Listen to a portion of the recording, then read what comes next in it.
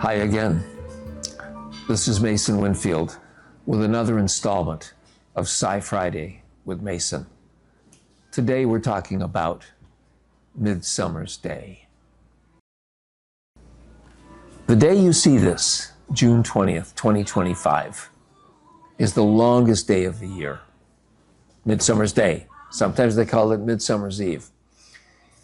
It was a big deal in the ancient world, particularly in the northern climes. The Germans, the Scandinavians, northern Scotland, big deal.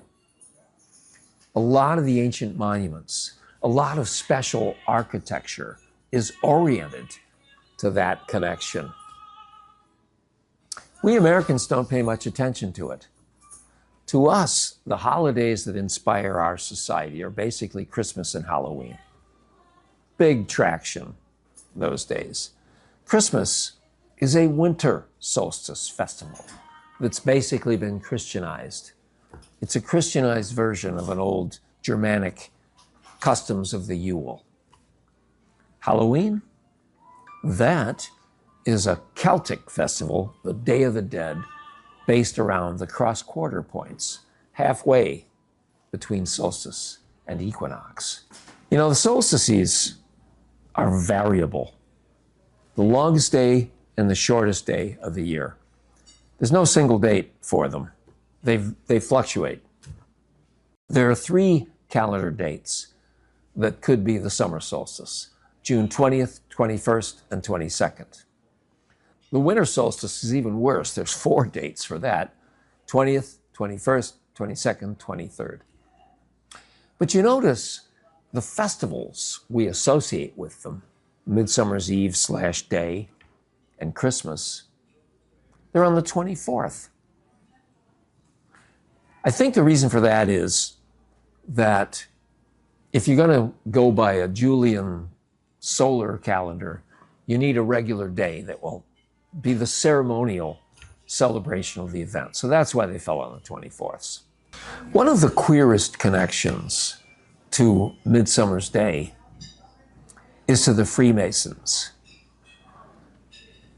Midsummer's Day was Christianized to be the feast of St. John. St. John's Day, they call it. And that became big to the Masonic order. And it's been that way for at least 300 years. Now, exactly why? I think we'll talk about that another day. As a matter of fact, I guarantee we will.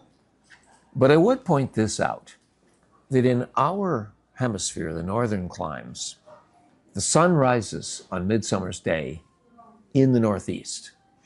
And this northeastern compass position and a certain angle across which the sun courses on Midsummer's Day have become very symbolic to the Freemasons. They've also become symbolic in architecture. I mean, we're recording this in the Roycroft Inn. They have a tower, a highly suggestive tower, that's located in the northeast corner of the original inn. The angle of the midsummer sunrise and sunset, because it goes right across the sky, that's commemorated in a number of works of architecture in Western New York, where I live, including Frank Lloyd Wright's monumental Gray Cliff. This is what they call archaeoastronomy, and it's kind of cool when you spot it where it's not expected in fairly modern buildings. For now, I'd like to suggest to you that one of the power times of the year has come around again. And I know it's very reliable, very dependable.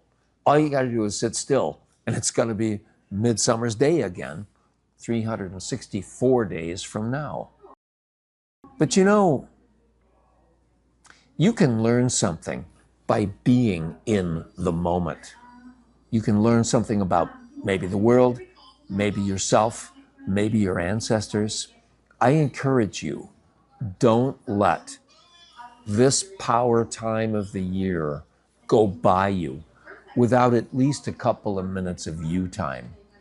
And when I say that, I mean think. get by yourself with a journal, a cup of tea, glass of wine, whatever, a candlelight, do some yoga, but really put a little time into thinking, what does this atmosphere mean to you? What can you learn from it? I wish you the best of fortune with that. For now, thanks for joining us on another installment of Psi Friday with Mason. See you next week.